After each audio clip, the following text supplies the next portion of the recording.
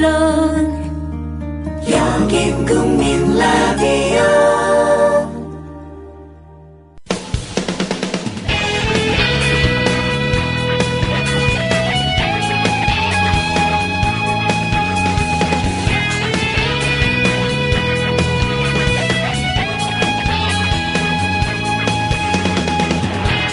김영덕의 묘양산 전망대.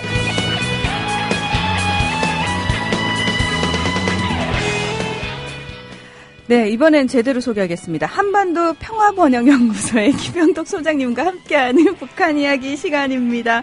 안녕하세요, 소장님. 오늘은 제대로 소개했죠? 네, 감사합니다. 사실은 운희정 아나운서뿐이 아니고 다른 분들도 다 짧게 해석하다 보면 뒤에를 한 점 잘라버리더라고요. 근데 저는 사실 그거를 연구소 이름을 다는데 한 1년 동안 고민해서 달았어요, 사실은.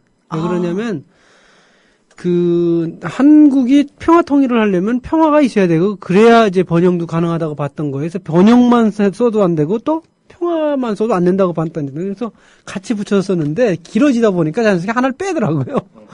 그래서 참 어려웠고, 그런데 다른 분들도 그러다가 이제 아나운서께서 잘 기억해 주시니까 감사하죠. 네. 지난번에 한번 지적받고 나서 머릿속에 확 각인이 됐습니다. 감사합니다. 네. 네. 자, 오늘도 저희가 기존에 듣지 못했던 또 하지 못했던 북한 이야기 준비되어 있으니까요. 많이 기대해 주시기 바랍니다. 국민 라디오 지지하는 4가지 방법 아시나요? 다운로드하기, 별점 주기, 댓글 달기, 구독하기. 국민 라디오를 보다 많은 이들에게 전할 수 있는 가장 손쉬운 방법. 다운로드하기, 별점 주기, 댓글 달기, 구독하기. 잊지 마세요. 다운로드하기, 별점 주기, 댓글 달기, 구독하기.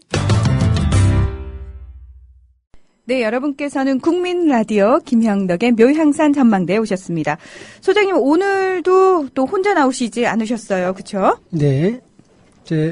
저는 오늘 최근에는 북한에서 오신 분들보다는 남한 분들을 많이 모시는데, 북한 문제를 우리가 접근할 때 항상 북한 분들이 잘할 거라고 생각하는데, 북한 분들이 잘하는 부분이 있고요. 네. 또 남한 분들이 잘하는 게 있어요. 예를 들어서 북한 분들은 자기가 살았던 그 분야에 대해서는 잘 알아요. 잘 증언하고 있고, 그런데 넓고 멀리 보는 거는 남한 사람들이, 전문가들이 좀 필요해요.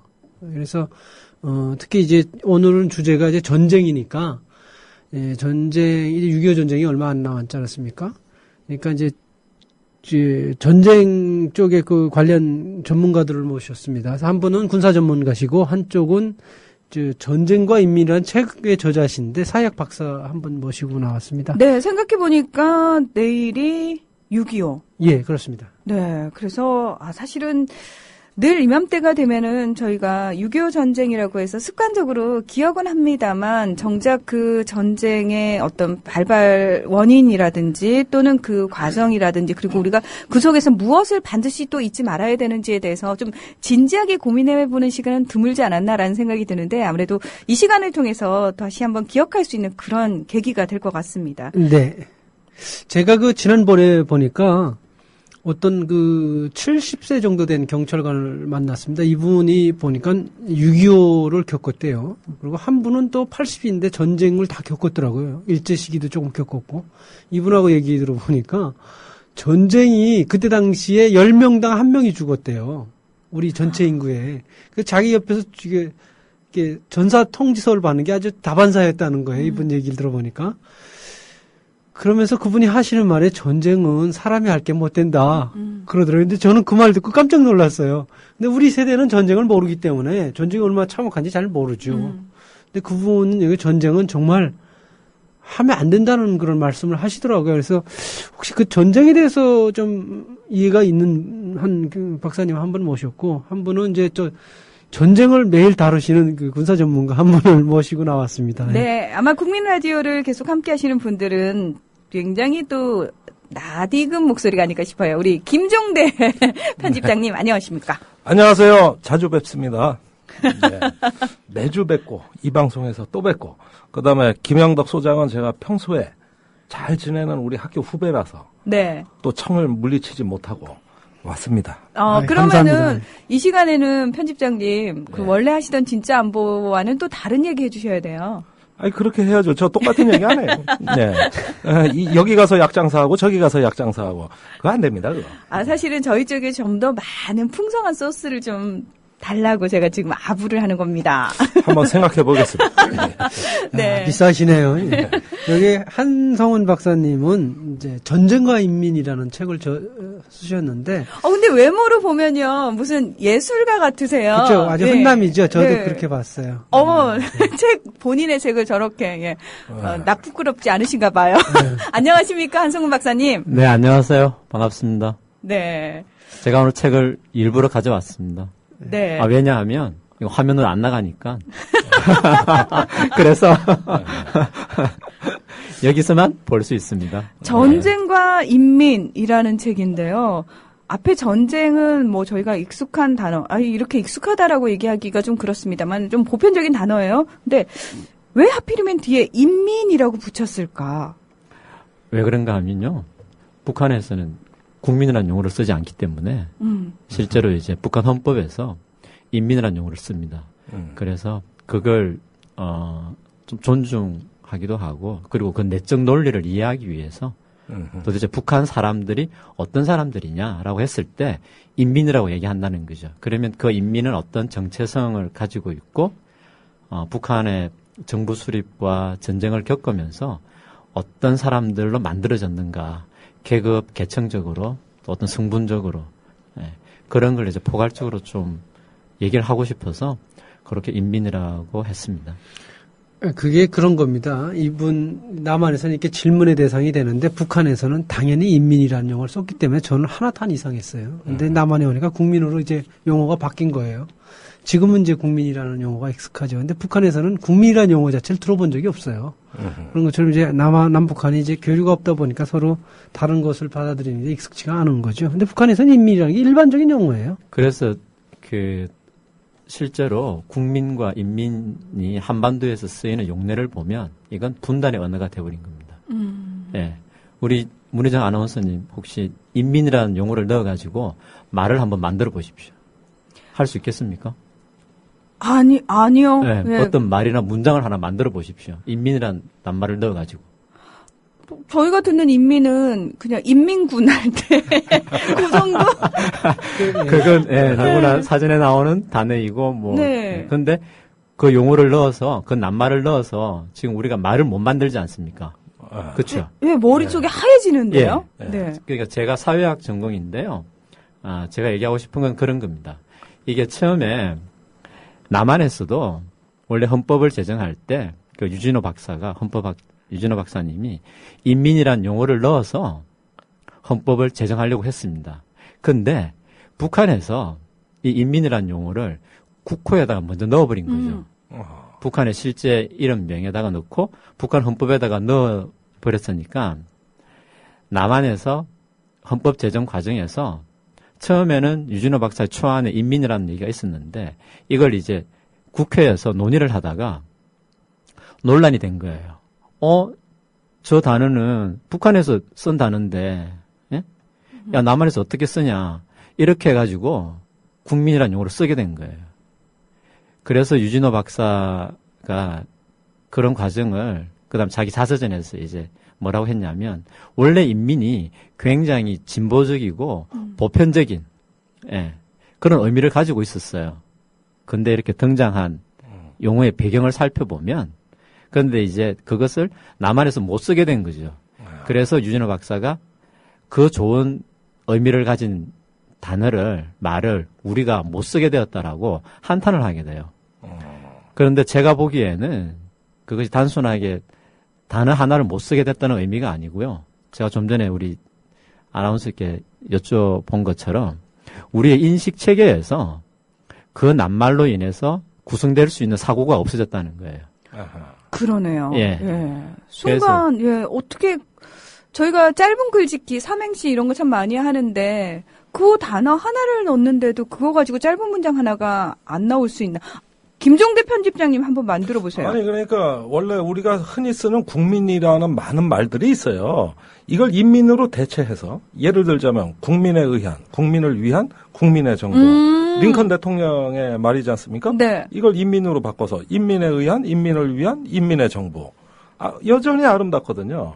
그러니까 이렇게 하는 구성적인 사고밖에 없다 이거예요. 그 북한에서는 원래는 같은 국민이라는 뜻인데. 용어를 못 쓰는 겁니다. 그렇죠. 반대로. 못 쓰나요? 그러니까 들어본 적이 없으니까요, 저도. 북한 살 때. 그래서 이것은 제가 분단의 언어라고 말씀드린 것은 단순하게 우리의 사전이나 책이나 그런 것에서 이 단어가 없어졌다는 뜻보다도 실제 이제 이 단어를 통해서 우리가 사유할 수 있는 그 세계와 그 관을 갖지 못하게 됐다는데 사실은 비극이 있다는 겁니다. 분단의 머릿속이 언어로서. 분단됐군요. 예, 예. 우리의 관념 자체가 분단돼 버렸습니다. 그렇습니다. 예, 바로 그걸 제가 좀 얘기를 하고 싶었습니다. 네. 근데 진짜 심지어는 이제 대한민국이라는 국호 자체도 북한에서는 몰랐어요. 그런데 어떻게 알게 됐냐면 제가 이 개인적인 신상입니다만 누나를 몰래 만났어요. 중국에서. 그건 물론 남한의 법에 접촉되지 않도록 신고를 하고 만났어요.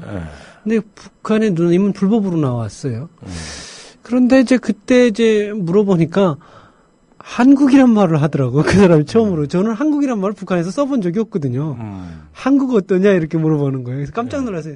어떻게 한국이란 거 알았냐 그러니까 쌀 지어나는 바람에 그 대한민국이라는 쌀포대가 들어와서 그다음에 이제 알게 된 거예요. 근데 마침 북한이 그때 군대하고 탄광하고 그러니까 어려운 부분에 쌀을 먼저 줬어요. 보니까. 그러니까 이제 여기 탈북자들 중에서는 남한에서 쌀을 지어나면 하나도 못 받았다가 막 또 말하는 사람들이 있거든요. 근데 그분들이 대부분 함경도 지방이나 도시에 있던 분들이 많기 때문에 못 받을 수 있어요. 근데 보니까 우리 누님이 탄광에 있었던 거예요. 탄광이 제일 어려운 지역이니까. 그리고 북한의 경제를 운영하기 위해서는 탄을 먼저 캐야 되니까 그런 분야에다 우선 쌀을 줬던 거예요. 그러니까 쌀을 받대는 거 아니에요. 대한민국이라는 건 저는 들어보지도 못했어요, 북한에서. 근데 누나를 통해서 북한 사람들 알게 되는구나. 그러니까 쌀만 간 게 아니고 이런 용어도 가고 다 가게 된 거죠. 왜 제가 얘기를 하냐면 그런 용어들이 교류를 하다 보면 맞습니다. 전달이 되는 거예요. 그전에는 서로 몰랐어요. 그래서 저도 놀랐어요, 그때. 예. 그래서 이 말과 언어가 실제 이제 남북한 간에 굉장히 이질적인 이런 걸 지금 보여주는 거죠. 예. 그래서 우리 인식이나 사고를 좀 줄이려면 서로 이렇게 좀, 어떤 말들이 같이 이렇게 통용될 수 있는지 좀 그런 것도 이렇게 재미나게 볼 수 있을 것 같아요. 그래서 저는 이제 한편으로 아까 그 말씀드렸듯이 국민이라는 게 익숙해졌음에도 불구하고 예. 인민이라는 용어가 낯설지 않은데 예. 보통 한국인들한테 인민이라는 게 아직도 낯선 거예요. 완전히 단절돼 놓는 거예요. 그럼요. 참 그게 안타까운 현실인 것 같아요. 이제 그 책이 좀 많이 팔리셔가지고 인민이라는 용어가 좀 많이 알려지면 좋겠네요. 어쨌든 편집장님 제가 이게 쪽엔 전쟁 전문이시니까 편집장님 보시기에 군사 전문가시니까 보통 전쟁이 일어나면요, 우리나라 사람들 지금 우리 세대들은 전쟁에 대해서 상당히 무감각합니다. 전쟁의 그 위험성이나 이런 것들이 공포 그 자체래요. 겪어보신 분들 얘기 들어보니까 옆에서 사람 죽는 게 그냥 동물처럼 죽어나간대요. 근데 실제로 저는 그런 걸 경험을 안 했기 때문에 저도 못 느끼거든요. 예. 근데 편집장님 보시기에 전쟁이 만약에 일어나면 지금 현대전에서 초기의 피해가 어느 정도로 예상하시나요, 보통? 이게 참 베트남 전쟁을 끝으로 해서 이제 뭐 100만 명 이상 사망하는 전쟁은 지구상에서 없어졌습니다. 그게 마지막이에요. 그 전까지는 많이 죽이고 많이 죽는 전쟁입니다. 대량전이죠. 그 중에서 한국 전쟁 같은 경우는 더 특이합니다. 우리가 1차 대전이 약 4천만 명이 사망했는데 민간인 사망자가 한 40%, 2차 대전이 한 7천만 명 정도 사망했는데 그중에 민간인이 한 69%로 급격히 높아지는데 한국전쟁 짧은 3년 기간에 사망자 390만 명 중에 330만 명이 민간인입니다. 85%.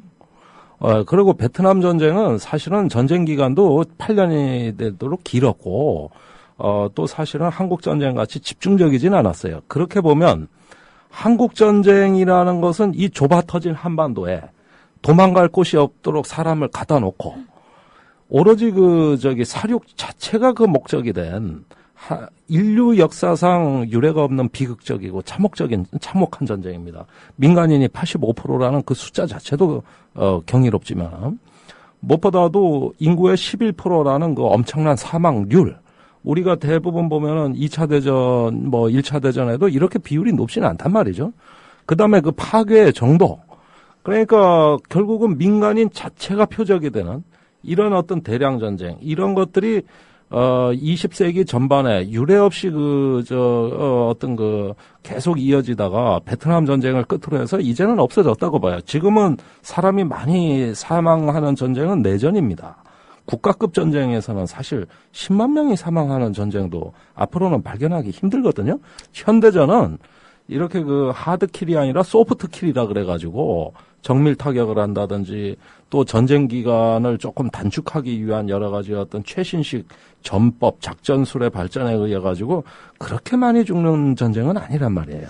그러면 지금 우리가 필요하면 남북한하고 전쟁에도 그렇게도 많이 죽지는 않겠네요. 그런데 제가 제일 어이없고 황당한 게 뭐냐 하면은 세계에서 다 이렇게 어떤 전쟁관이 바뀌고 있는 이 어떤 현대 세계에서 문명화된 세계에서 유독 한반도에서는 과거 한국 전쟁의 어떤 집단 기억이랄까 그 강력한 어떤 영향이 어떤 거대한 중력과 같이 작용해가지고 벗어나질 못하고 옛날 전쟁을 답습하는 이러한 군대 조직 편성 무기 체계 이 어떤 군사 전술이 거의 박물관처럼 보존 돼 있다는데 경악을 금치 못하는 거예요.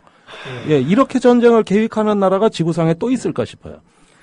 그래서 실제로 전쟁의 본질에 대해서 좀 얘기할 필요가 있습니다. 네네. 흔히 그냥 군사 작전이라든가 전술, 무기 이렇게 생각을 하지만 들여다보면 전쟁을 하는 이유는 상대방을 죽이기 위해서 하는 거예요. 예. 그러니까 사람을 죽여야지 이제 전쟁이 끝나는 거죠, 한편으로는. 그게. 그래서 이게 살상이 많을 수밖에 없는 이유가 전투와 전쟁이 가지고 있는 본질적인 게 있습니다. 상대방으로 하여금 나에게 굴복시키려면, 순종하게 만들려면 전쟁 의지를 꺾어야 되는 거죠. 왜 그런가 하면 전쟁은 갈등이 폭발하는 거지 않습니까?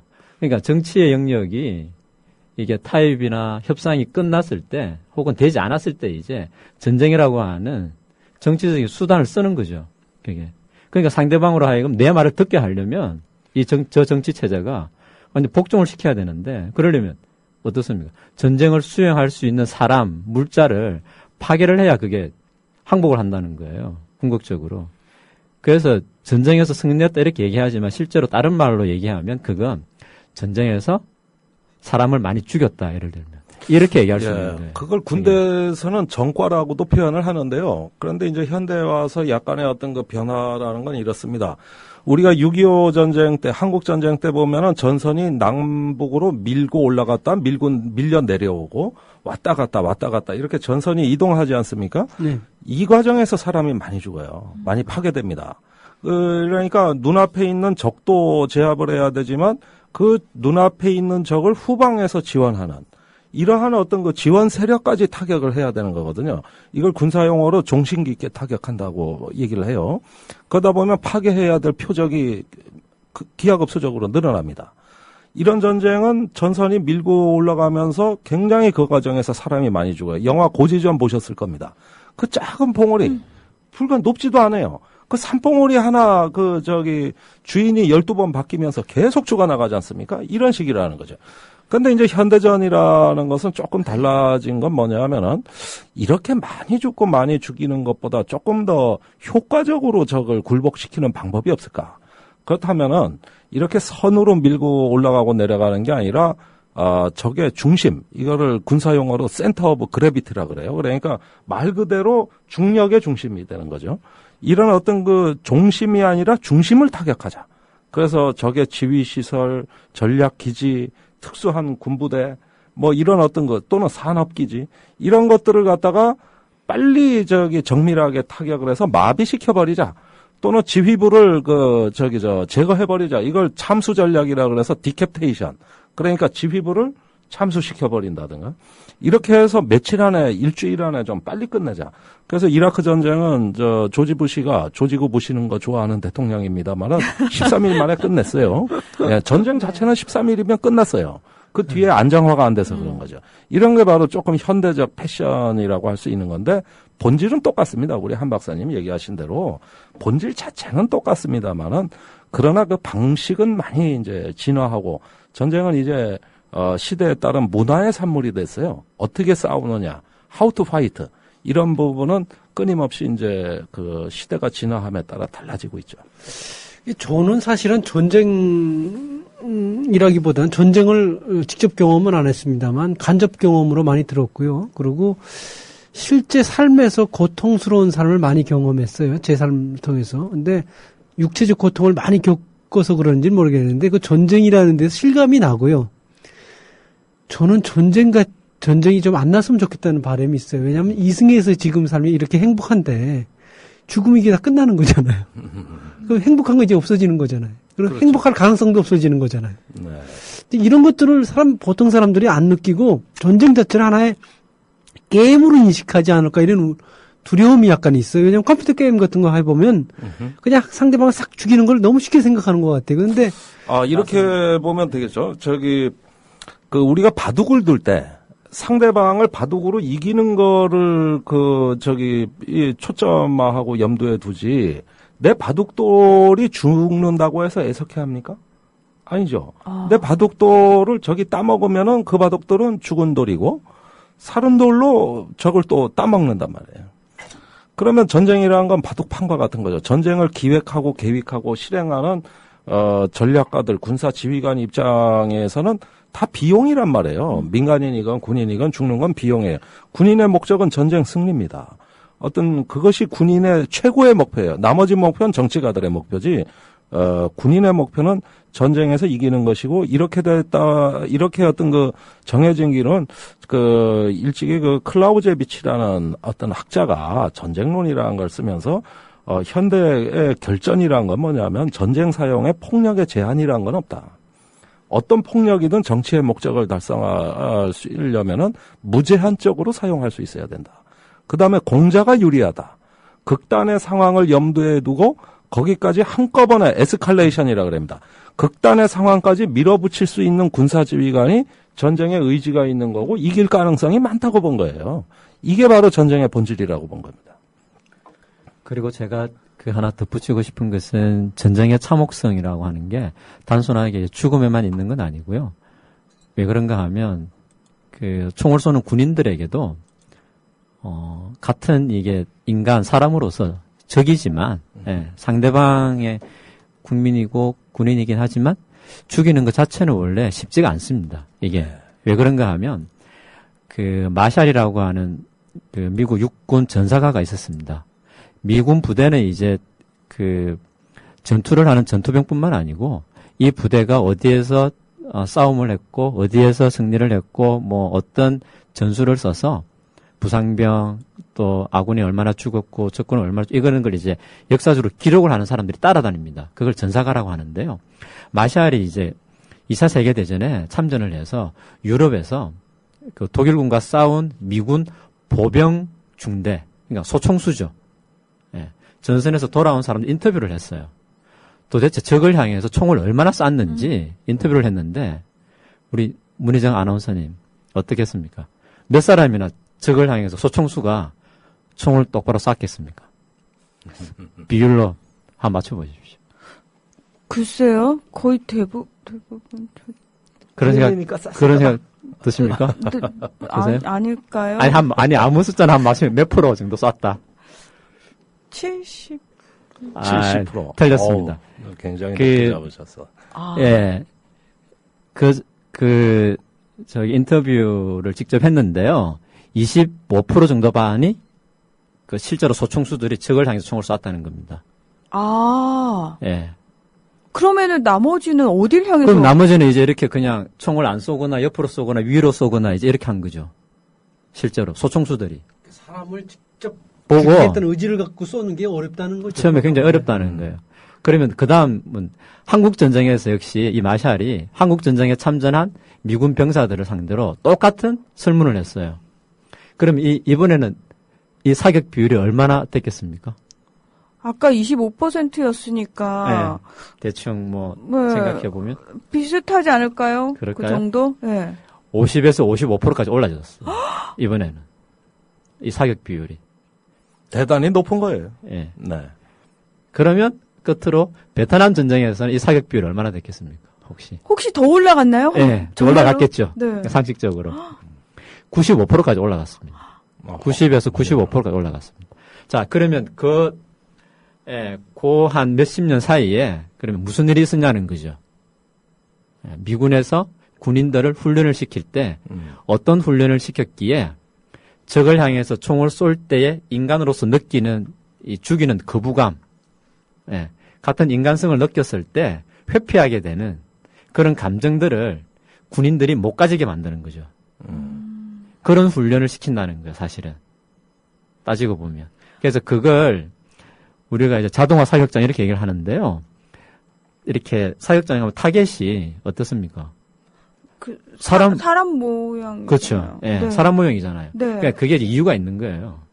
그냥 일부러 그렇게 아무렇게 그렇게 하는 것이 아니고 심리적인 거부감을 줄이기 위해서 최대한 사람과 비슷하게 해놓는 거죠. 그래서 튀어나오면 저 물체가 나와 똑같은 사람이 아니고 그냥 쏴야 될 존재라는 거죠. 관역으로 인식하는 거죠. 예, 사실은. 그래서 아니 근데 제가 처음에 70%라고 얘기를 했잖아요. 네. 그래서 이제 김종대 편집장님이 상당히 높게 잡으셨다라고 말씀했는데 제가 얘기를 들으면서 무슨 생각을 했냐면 예전에 서바이벌 게임 촬영을 한 적이 있었는데 물감이고 게임이잖아요. 네. 근데 제가 총을 잡았잖아요. 네. 정말 표적을 향해서 쏘게 되더라고요. 그런 근데 그때는 그게 이거는 게임이니까 예. 이게 총이고 이게 총을 쏴서 그 사람이 아웃되지만 게임에서 제외되잖아요. 이제 사망자로 처리가 되는데 그거에 대해서 별다르게 깊게 생각을 안 했던 것 같아요. 그러니까 일단 전투에 임하는 전투원들 입장에서는 내가 죽을 거라는 두려움보다 누군가를 죽여야 될지도 모른다는 두려움이 더 컸다는 거예요. 이게 바로 마샬자 준장이 연구한 것의 어떤 핵심 교훈이라고 할 수 있는데 이 두려움을 제거해 주는 게 훈련입니다. 계속 그걸 훈련시킴으로써 그 두려움을 줄여 나가면은 나중에 사격 비율이 높아지는 거죠. 그런데 이 한국 전쟁 같은 경우도 여러 가지 어떤 참혹한 부분 사항들이 있고 또 치열한 전투가 있었지만은 무엇보다도 사실은 민간인이 직접적인 표적이 됐다는 점에서 이 비극성은 더욱더 가중됩니다. 굉장히 심화되는데 6월에 정부에서 하는 호국보훈 행사라든가 각종 전쟁기념 행사가 많이 있습니다. 동작동 국립묘지에서도 열리고 전쟁기념관에서도 열리고 많아요. 전시물도 많고. 근데 제가 한 가지 이것이 좀 기만적이라고 보는 건 뭐냐면은 이런 전시물들을 다 관람하다 보면은 군인의 전쟁만 기념하는 거예요. 네. 예. 군인의 전쟁입니다. 예, 그러니까 아까 말한 국민의 전쟁, 피플스 워가 아니라 솔저스 워란 말입니다. 근데 원래 그런데 전쟁이라는 건 군인들이 하는 거라고 생각을 하잖아요. 그러니까 군인은 전투를 하는 거예요. 그러나 실제로 죽고 다치고 이 모든 고통을 온몸으로 떠안는 그런 존재는 비교적 소수인 군인이 아니라 대다수를 이루는 시민이자 국민이자 인민이란 말입니다. 그렇다면 우리가 지금 뭘 기념하고 있는 거냐? 대부분 보면은 전적, 군대의 무용담 이걸 기념하는 겁니다. 실상을 알고 보면은. 그러나 330만이라는 민간인 사망자는 국립묘지도 못 갑니다. 보상도 못 받습니다. 오로지 그거는 특정 군인에만 해당된 사항이에요. 그렇다면 전쟁을 기념해야 된다는 것은 뭐냐 하면은 우리가 겪은 실제 고통과 역사적인 실제적인 상황을 재현하고 거기서 교훈을 얻는 거. 이걸 전쟁을 기념하는 거라고 하는데 어찌된 일인지 우리 사회 호국보훈 행사라는 거 보면 군대만을 위한 행사입니다. 거기에 그런 식으로 따지면 저는 중국의 항미원조 기념관에도 다녀왔습니다만 거기 가도 똑같아요, 사실은. 그래서 여기에 박물관에 있는 전쟁의 역사들을 하면 도대체 그 많은 민간인은 누가 죽인 겁니까? 이렇게 오류가 없는 어디 하늘에서 내려온 군대 같아요. 기념하는 게. 물론 전몰 장병도 우리가 추모해야죠. 그걸 안 한다는 건 말이 안 되죠. 많은 사람들이 희생되는데. 그러나 그거보다 훨씬 더 어떤 규모도 크고 고통도 큰 어떤 한반도의 민초들의 그 고통 자체는 아무도 기념하지 않습니다. 이게 문제고, 심지어 숨깁니다. 지금 제가 학부생 특강을 이렇게 들어가서 한국전쟁 얘기를 하면은, 그렇게 집안에 돌아가시거나 실종되거나 이런 사연들을 요즘 애들이 잘 모릅니다. 얘기를 안 해준 거예요. 집안에 있는 아픔을 어른들이 이제 커오는 손자들한테는 얘기하기 싫은 겁니다. 그러다 보니까 한국전쟁이 남의 나라 얘기예요. 그러나 제가 집에 가서 다시 알아봐라. 외가나 친가 쪽에 그런 분이 전쟁 때 있었는가 하면은 대부분이 있다. 그런데 모르고 있다, 여러분들이. 이렇게 얘기하면 학생들이 조금 충격을 받습니다. 그러니까 저는 이제 전쟁에 대해서 실제로 조금 전쟁의 참혹성에 대해서 교육을 좀 시킬 필요가 있다는 걸 느끼거든요. 왜냐면 전쟁은 우리가 보통 게임도 많이 하고 이러다 보니까, 그리고 전쟁을 책으로만 공부하다 보니까 전쟁 자체가 얼마나 잔인한 건지를 잘 인식을 못하는 것 같아요. 근데 오늘 편집자님 얘기도 듣고 전쟁 얘기를 최근에 제가 며칠 사이에 들어보니까 야, 이거는 동물보다 더하구나 이런 생각이 들고요. 그리고 심지어 모란시장 같은 데 가게 되면 서울에 개를 잡는데 그 개 잡는 걸 보니까 정말 고기가 먹기 싫어지더라고. 네. 근데 결국 전쟁도 그 비슷한 그 방법에 의해서 사람이 죽이는 거 아니에요? 동물도 아니고. 맞습니다. 그러니까 제가 진실화해위원회에서 일을 할 때 좀 전에 우리 김종대 편집장님 말씀하신 것처럼 민간인 학살을 이제 조사하고 많은 이제 피해자분들 이렇게 만나 뵙고 유해 발굴도 했는데요. 실제 사람을 죽이는 게 쉽지 않습니다. 아까 제가 군인에 대해서 말씀드렸는데 우리 김형덕 소장님 말씀하신 것처럼 전쟁 때 이제 군인 중에서 민간인을 죽인 사람들 있지 않습니까? 그런 사람들이 이제 트라우마를 가지고 있어요. PTSD도 가지고 있는데요. 정신외상 후 스트레스 장애라고 하는. 그러니까 이런 측면에서 보면 사례를 말씀드리기는 좀 사실 이게 너무 난절한데요.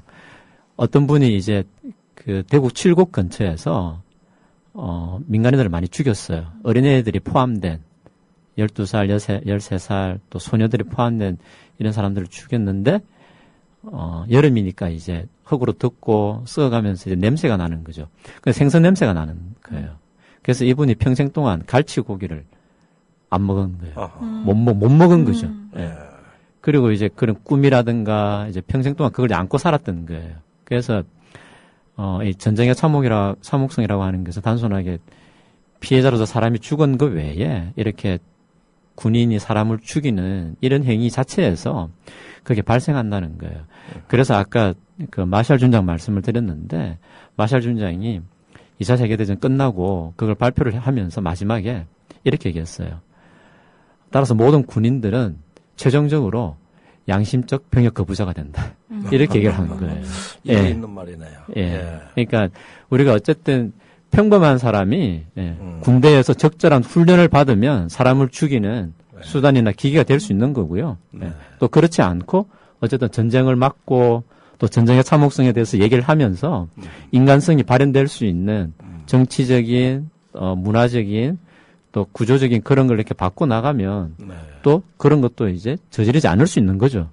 예, 그러니까. 자, 우리가 그런 어떤 전쟁의 가장 어떤 폭력의 극단적인 어떤 어두운 면을 지금 얘기를 했습니다만은 사실은 또 그러는 과정에서도 이 어떤 재난의 공동체, 전쟁이라는 가장 참혹한 재난을 같이 겪었다는 이런 또 어떤 하나의 어떤 국가적인 공감, 연대의식 이런 것들이 이제 형성이 되면서 어떻게 보면은 이게 남북한 분단 체제를 지탱하는 또 하나의 동력이 되기도 했어요, 사실은. 예, 전쟁이라는 자체는 분명히 비극적이고 일어나서 안 되는 것이면은 분명한 사실이지만은 그 나름대로 빛과 그림자를 갖고 있습니다.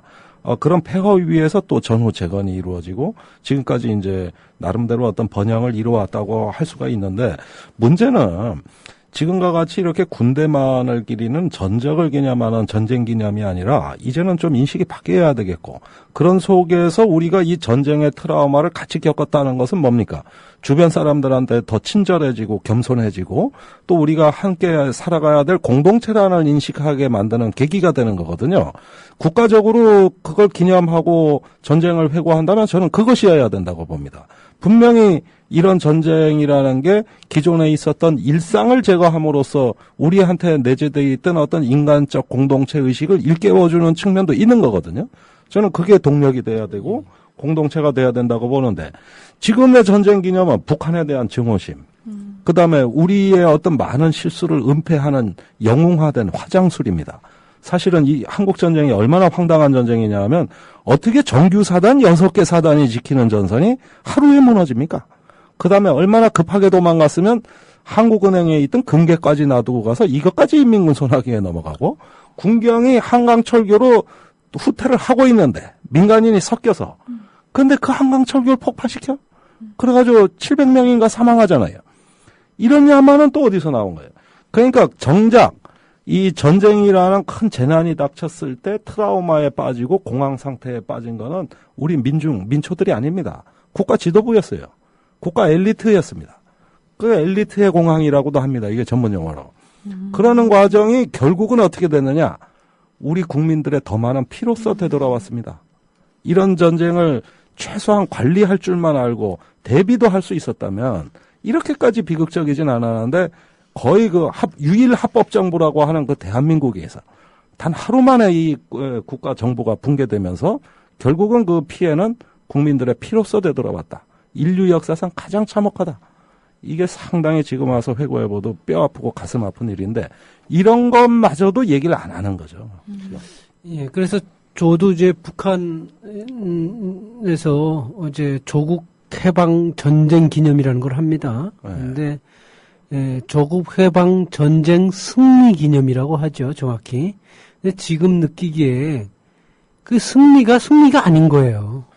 그리고 엄청나게 사람이 죽은 거예요. 그렇죠. 사실은 북한이 은폐하고 있는 거예요. 네. 북한도 마찬가지예요. 승리에 초점을 맞추다 보니까 실적 물적 피해가 어느 정도 나는지를 얘기를 잘 안 하는 거예요. 그런데 이제 지금 느끼기에 그 300만 이상 죽었다는 거는 군인이 300만이 다 죽진 않았을 거 아닙니까? 한 10%밖에 안 된다니까. 나머지는 다 민간인이 죽은 거 아닙니까? 그렇죠.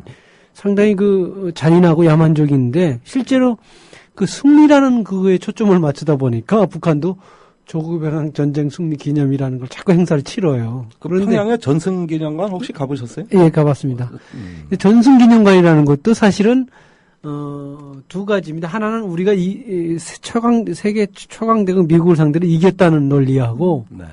그리고 우리 인민들에게 어떤 잔인한 행동을 했다는 것, 미국이 미국이 와서 뭐 사지를 찢었다든지 뭐 이런 것들, 뭐 이런 것만 얘기를 하는 거죠. 근데 실제로 저는 남한이나 북한이나 일단 전쟁 상황에 맞닥뜨렸을 때 어느 뭐 특정 집단은 뭐 약간 선하고 어떤 특정 뭐 북한군은 좀 선하고 남한군은 뭐 착하고 이런 게 아니고 저는 비슷할 거라고 봅니다. 왜냐하면 이게 적자생존이기 때문에 그 상황 자체를 만들지 말아야지. 전쟁이라는 상황이 맞닥뜨리면 야만적이긴 저는 비슷하다고 봅니다. 약간 양상이 다르게 나타날 수는 있지만. 그렇죠. 그러니까 이 전쟁이라는 어떤 역사적인 사건을 이데올로기라는 어떤 화장술로 이것을 칠해버리는 이런 어떤 과정이 이제 남북한의 어떤 분단 체제, 냉전의 어떤 그 과정에서 가장 활발하게 일어났던 하나의 현상이라고 보여지는 거거든요.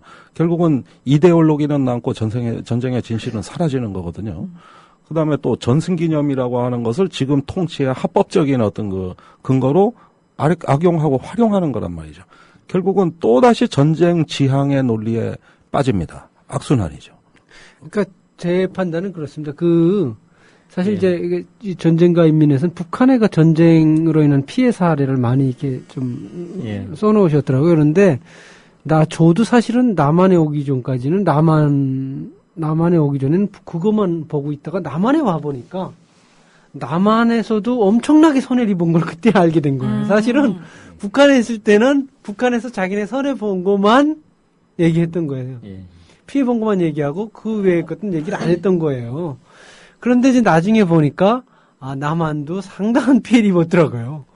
근데 이제 서로 자기네 쪽으로 정치적으로 유리한 쪽으로만 설명을 해놨던 거예요. 근데 마침 이게 전쟁과 인민이라고 이제 글을 다루시고 또 북한의 피해를 남한에게 잘 알려지지 않은 것들을 또 이렇게 잘 기술했더라고요, 한 박사님이. 아주 좋은 책인데 좀 많이들 관심 가져주시면서 방송 들으시면 감사합니다. 예, 이것도 본의 아니게 이렇게 책 얘기를 하게 되었습니다. 근데 저는 이제 북한에서 듣던 거를 비교적 꽤 정제된 감정으로 잘 묘사한 것 같고요. 네. 이제 북한의 표현 방식이 남한하고 좀 다르니까. 예를 들어서 미제 숙녀이들은 이렇게 하는데 그런 표현을 안 쓰시면서 잘 했더라고요. 그런 말을 할 수 없죠. 예. 제가 쓸 수 없어서. 북한은 이제 주로 그렇게 묘사를 하죠. 예. 미국은 이제 야만적인 것처럼 묘사하고 자기네는 이제 영웅적 조선인민군이라 그러죠. 다 이데올로기적으로 활용하는데 저는 결론적으로 전쟁은 이거 정말 인간이 하기에는 가장 부적합한 행위가 아닌가. 근데 혹시 편집장님, 우리가 전쟁을 피할 수 있는 방법은 없습니까? 그런데 사실 저는 인류가 전쟁을 할 때는 무언가 역사적이고 어떤 국가적인 상황이 모종의 사유가 있기 때문에 전쟁이라는 것을 그렇게 손쉽게 피할 수 있으리라고는 생각하지 않습니다. 모든 전쟁은 그것이 일어날 수 있었던 어떤 역사적 배경이 있고 또 인간의 발명품 중에서 가장 오래된 것이죠. 그런데 우리가 이 전쟁을 잘하는 지혜를 발전시켜 온 게 인류의 전쟁 기술의 발전사라고 한다면 전쟁을 막는 어떤 지혜도 같이 발전시켜 온 것도 사실이란 말이죠. 그렇다면 앞으로 이 전쟁 가능성을 과연 어떻게 통제하고 관리해야 될 것인가? 지금 핵과 미사일 시대입니다. 이제 한반도도 전략무기가 충돌할 수 있는 이런 어떤 군비 경쟁의 최극단에 와 있다고 볼 수가 있는데 이러한 상황에서 우리의 적은 과연 누굴까요? 우리의 적이 과연 북한이냐, 주적이냐, 이렇게 볼 수도 있겠지만 저는 전쟁 가능성 그 자체가 우리의 적이라고 봅니다. 왜냐? 이제는 전쟁의 피해라는 것이 한국 전쟁하고 또 비견될 수 없는 상황인데 지금 북한 대포의 사정거리에 있는 전쟁터 한복판에 서울 1,300만 인구를 포함해 2,200만의 인구가 거주하고 있습니다.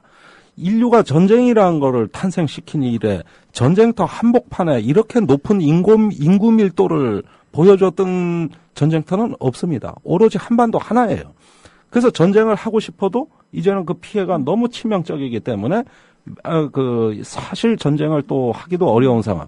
그래서 94년 불바다 위기 때 당시 이병태 우리 국방장관이 미국에 했던 말이 이건 인류 역사상 가장 값비싼 전쟁이 될 것이다. 이러면서 한미 간의 논쟁이 있었고 전쟁 위기가 벗어났다는 거 아닙니까? 지금은 더 비싸요. 이병태 장관이 얘기하던 94년도에 수도권에 거주하던 외국인이 7만 명입니다. 지금 70만 명입니다. 그 사람들 목숨 때문에라도 미국인들이 자기들 동포를 피신시키지 못해서라도 빨리 전쟁 결심하기도 어려워요. 피해가 너무 커진 거죠. 이 상황에서는 우리의 적은 누구인가? 전쟁 가능성 그 자체입니다. 이제는 이겨도 지는 전쟁이에요. 어떤 전쟁을 해서 기존의 작전 계획대로 계속 전선을 북진시키고 올라간다고 할 때 파괴되는 그 수백 개의 표적과 우리가 어쩔 수 없이 얻어맞게 되는 타격을 감안한다면은 그 피해는 랜드 연구소 계산대로라면 약 6,900조 원. 연세대 정외과의 문정현 교수 계산으로는 사망자 500만 명의 피해액 7,000조 원입니다. 그러니까 이런 세계에서 가장 값비싼 전쟁을 해야 되는 지금 처지에서는 우리의 적은 전쟁 그 자체다. 전 그렇게 봐요. 한 박사님 보시기에 전쟁을 제가 볼 때는 전쟁을 한다는 것 자체가 이건 저는 너무 리스크가 크다고 봐요. 그러면 전쟁을 피할 수 있는 방법은 좀 없을까요? 전쟁은 무조건 하면 안 되죠. 쉽게 말씀드리면. 근데 제가 자꾸 이러면서 이러는 사람들도 있죠. 그러니까 이건 북한도 마찬가지인데요. 이건 우리 남한도 마찬가지 측면이 있는 거죠. 그러니까 칸트가 전쟁을 예방하기 위해서 영구평화론에서 한 얘기는 전쟁 민주주의 얘기를 한 겁니다. 무슨 얘기냐면 아테네에서 민주정치에서 전쟁을 할 때 시민들에게 물어본 거죠. 왜냐하면 시민들이 병사로 참여를 하기 때문에 자기 목숨이 달린 거예요. 그래서 아테네 시민들이 직접 아고라에 가서 전쟁을 지금 우리가 할 것인지 말 것인지를 결정한다는 거예요. 네. 두 번째는 뭐냐? 전쟁을 한다 그러면 장군을 뽑는 거예요. 누구한테 우리 생명을 맡겨서 우리를 지휘하게 하고 작전을 짤 것인지, 예를 들면. 제가 말씀드리고 싶은 게 뭐냐면 전쟁을 민주적으로 통제할 수 있어야 한다는 거예요. 네. 그러니까 전쟁이라고 하는 게 단순하게 무력 집단이 그냥 총 쏘고 포 쏘는 게 아니거든요. 전쟁을 누가 결정합니까? 정치 과정에서 지도자들이 결정한다는 거예요. 궁극적으로는. 전쟁을 수행하는 것은 군대와 병사들이지만, 예. 그러니까 정치 과정에서 정치인들이 결정을 하는데 이 정치 과정이라고 하는 게 예를 들면 주권자인 우리 국민, 시민이 거기에 참여할 수 있도록 보장되어 있는 거죠. 그게 민주주의 원칙 아닙니까? 그래서 민주주의 네. 국가들끼리는 전쟁을 안 해요. 엄밀하게 따지면 그래서 네. 이 정치 과정에서 예를 들면 전쟁이라고 하는 것을 민주적으로 통제할 수 있어야 한다는 거죠. 그래서 가장 민주적인 정치라고 하는 것은 전쟁까지도 통제할 수 있어야 된다는 있는 민주주의인 거죠. 예를 들면. 예. 그래서 미국의 예를 들면 미국이 뭐 전쟁을 많이 하고 있긴 하지만 어쨌든 형식적으로는 전쟁 선포권을 제가 자꾸 우리 문 아나운서에게 물어보는데요. 전쟁 선포권을 누가 가지고 있는지 아세요? 미국에서? 미국에서 전쟁 선포권이요? 예. 대통령인가요? 아, 틀렸죠. 띵. 예, 그겁니다. 미국은 전쟁 선포권을 의회가 가지고 있습니다. 아, 네, 의회요? 맞습니다. 네. 그러니까 이제 전쟁을 실제로 행정부에서 함부로 하지 말라는 거죠. 따지고 보면. 그래서 전쟁이라고 하는 그 결정. 그렇다고 미국이 또 전쟁을 안 하는 건 아니죠. 막 꼼수를 쓰지 않습니까? 침략하고 하는데 전쟁이라는 이름을 붙이지 않죠. 왜냐하면 우리가 한국 전쟁이라고 하지만 1998년까지 미국 의회에서 한국에서 미군이 참전해서 전투를 벌인 것을 전쟁이라고 하지 않았어요.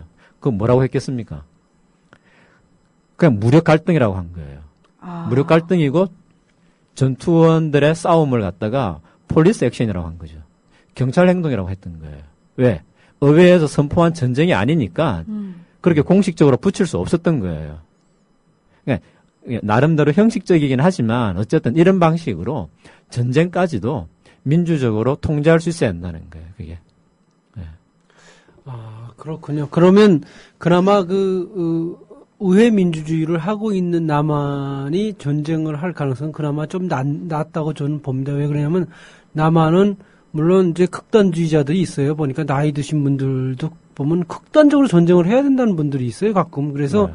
제가 이제 80대 어르신하고 얼마 전에 이제 얘기하다 보니까 그분이 공무원으로 이제 경찰 공무원으로 이제 정년퇴직하셨는데 제가 물어보니까 그래서 전쟁이 그렇게 꼭 해야 되냐고 어른들이 그러니까 문명적이지 않다는 것 그리고 미래 세대를 생각해야지 이런 말씀을 하시더라고요. 그래서 야 어른들도 그래도 성숙한 어른들이 꽤 있구나 이런 생각을 했는데 간혹 뭐 길거리에 보니까 서울도 보니까 그 시위하시는 분들 중에는 나이 드신 분들이 그 극단적인 주장을 하는 경우가 있어서 저는 깜짝 놀라곤 하거든요. 예, 그런 분들이 많죠. 근데 오히려 나이가 들면은 인생에 대해서 전체적인 깊이가 생겨서 굉장히 조심스러워지고 신중함을 가져야 되는데 극단적인 어른들을 볼 때 제가 황당했고 그러면 이제 남한에서 그 전쟁을 피할 수 있는 소지는 우회민주주의이기 때문에 그런 분들이 있음에도 불구하고 여론이 다 나뉘어져 있기 때문에 전쟁으로 바로 가긴 어려울 거라고 봐요, 민주주의 국가는. 왜냐하면 반대하는 사람도 있으니까. 그런데 이제 북한 같은 경우에는 약간 권위주의 체제거든요. 물론 그쪽도 나름대로 전쟁이 결정 과정까지는 아마 내부 갈등이 있겠습니다만은 그래도 거기는 아직 통치권자가 힘을 절대적으로 발휘하는 사회이기 때문에 그것을 최소화할 수 있는 방법은 북한이 민주주의적 국가로 전환되는 건데 그러려면 좀 남한하고 좀 교류를 좀 활발하게 해서 북한도 체제 전환이 이루어져야 되지 않겠나 저는 그런 생각도 해봅니다. 아, 그러니까 이 국내 정치 독재 국가가 외교나 어떤 대외 정책도 더 호전적이고 공격적이냐 이런 가설은 사실은 검증은 안 되는 가설입니다. 그런데 문제는 우리 스스로가 전쟁을 결심하고 시행하는 걸 시민 주권의 의도에 맞게 통제한다는 의미에서 이제 의회 민주주의가 필요한 것이죠. 또 정말 불의의 세력이 있다면은 시민의 어떤 의지로 전쟁을 할 수도 있는 겁니다, 사실은. 그런데 그런 침략자를 격퇴하는 어떤 순수한 방어 전쟁이 아니라 어떤 전쟁 가능성 그 자체를 어떤 그 지향해 가면서 어떤 위기를 갖다가 적극적으로 감수하고 급기야는 전쟁에 임박한 상황까지도 국민의 의지와 무관하게 치닫는 거, 이런 부분을 이제 관리해야 되고 차단해야 된다는 것이죠. 그다음에 이제 독재 국가라고 해서 반드시 전쟁 지향적이라는 보장도 사실은 없습니다. 미소 냉전기에 소련은 독재였고 미국은 민주주의였습니다. 그런데 미국은 방어적이고 소련은 공격적이었냐? 그렇게 그 구별이 안 되거든요. 역사적으로 봐도. 그거는 전혀 아니고. 그렇다면 어떤 북한이라는 우리가 존재를 봤을 때, 과연 어떤 이 어떤 전쟁 가능성을 통제하기 위해서 어떤 북한과 가져야 될 최소한의 신뢰, 그 다음에 어떤 북한과의 어떤 교류, 그러면서 상호 의존성을 형성해 나가는 것, 이런 노력을 통해 가지고 관리된다고 보는 거거든요. 아, 예. 그거 정확히 짚으신 것 같아요. 저는 사실 북한에 살 때 귀가 아프게 들은 게 있어요. 전쟁은 우리를 먼저 침략하지 않아 우리는 먼저 일으키지 않는다는 거예요. 항상 그렇게 교육시켰고, 만약에 우리를 침략한다면 우리는 끝까지 싸운다는 걸, 그런 논리였거든요. 그러니까 그렇죠. 사실 북한이라고 해서 반드시 전쟁을 하기 위해서 맨날 이렇게 군대를 조련하고 이런 게 아니고요. 그들의 논리는 우리를 지키기 위해서 그런 거예요. 그리고 일단 전쟁이 일어나면 승리해야 된다는 논리지, 남한을 침략하기 위해서 군대를 조련하고 뭐 핵무기를 만들고 이런 게 아니죠. 그게 우리도 비슷한데, 그게 바로 그 저비스란 학자가 얘기한 안보 딜레마라는 거예요. 분명히 나는 방어상 필요해서 군사력을 육성했는데, 상대방은 그걸 공격 신호로 본단 말입니다. 우리가 북한이 자기 방어에 필요해서 100만이 넘는 군대를 유지하고 미사일을 개발한다고 보지만은 사실은 남한 입장에선 저건 공격 신호가 아니냐, 이렇게 의심을 하게 돼 있다 보니까 결국은 뭡니까? 자기 생존을 위해서 군사력을 육성한 것이 오히려 안보 상황이 더 나빠지는 결과, 이게 바로 딜레마적인 상황이고, 그래서 안보에는 딜레마가 있다고 보는 거거든요. 그렇습니다. 제가 그 북한에 있을 때도 그게 참 느낌의 차이인데, 저는 사실 북한에 살 때 남한이 공포였어요. 왜냐하면 남한은 기본적으로 우리 무섭게 가르치니까요. 그리고 제가 중국에 나와서 남한이 더 무서워졌어요. 그 남한에 지금 와서 어떻게 보느냐?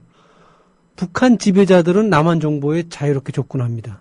북한 지배자들은 공포감을 가질 수 있다는 생각이 이제 듭니다. 왜 그러냐면 군사력은 대개 국력 대비로 나오는 거인데 국력이 한 50배 이상 차이 나면 북한은 공포를 가질 만도 해요. 그렇죠. 근데 사실 우리나라 사람들은 북한을 공포를 너무 과대하는 게 묘사하는 경우가 있는 것 같아요. 근데 오히려 북한의 입장에서는 남한이 훨씬 공포감일 것 같아요. 자, 그런데 이런 것들이 우리가 지금 눈여겨봐야 될 것은, 저는 미세하게 최근에 어떤 서해에서의 그 포 사격 사건을 관찰하면서 우리가 미세하게 느껴지지만은 무언가 폭력의 파장이 느껴진다. 그 서해에서부터 느껴졌다는 겁니다. 우리가 큰 지진이 오기 전에는 미세한 진동이 먼저 옵니다. 이건 지진이 일어난다는 신호예요. 이때 관리해야 됩니다. 지금이 그 타이밍입니다. 왜 위험하냐 하면은, 그 과거에는 우리가 국가 안보를 한다는 게 남한이건 북한이건 휴전선만 튼튼히 하면 이런 국토 자체는 온전하다고 본 거예요. 그러니까 공자는 방자의 3배 군사력을 가져야 된다고 봤습니다. 그러니까 우리가 북한을 침략은 못하더라도 튼튼히 지킬 정도만 돼서 휴전선만 안전하면은 안보 자체는 큰 문제 없다, 이렇게 봤던 겁니다. 그때는 방어 비용보다 공격 비용이 워낙 비쌌기 때문에 그래요. 그렇다면은 그런 안보는 단순했어요. 그런데 최근에 와서 보면 어떻게 이게 변하고 있냐면 공격 비용이 너무 저렴해지고 있습니다. 그러니까 수단이 너무 많아졌어요. 그러니까 공격 수단이 많아요. 그러니까 방어보다 공격이 효율적이 됩니다. 앞으로는 이게 현대전의 양상이에요. 어쨌든 편집자님, 제가 느끼기에 이렇습니다. 한 박사님도 전쟁은 비문명적이다. 그리고 전쟁을 하면 안 되겠다, 이런 생각이 저는 듭니다. 왜냐하면 이게 저는 죽고 싶지 않거든요. 지금 이 시점에서. 사실 우리 민간인이 죽는다 그러잖아요. 그리고 도시에 살고 있지 않습니까? 그래서 우리가 죽음을 피할 수, 너무 자연적으로도 죽기 싫은데, 이건 뭐 자연적으로 하는 거, 인위적으로 죽어야 되는데, 꼭 죽어야 될까요? 저는 전쟁이 싫습니다. 네. 네. 그래서 그리스의 역사가 그 투기테데스가 펠로폰네소스 전쟁사에서 전쟁은 잔혹한 교사라고 얘기한 겁니다. 아, 예. 예, 그렇게 이제 학습을 시키는 거죠. 사람. 어쨌든 전쟁은 피해야 됩니다. 예. 이거는 제가 볼 때는 이 사람이 할 짓이 아닙니다. 저는 네. 그렇게 생각합니다. 네, 오늘 그 디펜스 21 플러스 김종대 편집장님 그리고 전쟁과 인민의 저자시죠. 한송은 박사님과 함께 전쟁에 관련된 이야기 해봤는데요. 전쟁 가능성이 가장 큰 적인 상태에서는 말씀하신 것처럼 이 전쟁을 민주적으로 통제할 수 있을 정도로 우리가 성숙해지는 것만이 가장 최선의 방법이 아닌가 그런 생각이 듭니다. 오늘 또 세 분 나와주셔가지고 또 귀한 얘기 해주셔서 정말 고맙습니다. 감사합니다. 네, 김형덕의 묘양산 전망대는 다음 주 이 시간에 다시 찾아오겠습니다. 함께해 주신 여러분 고맙습니다.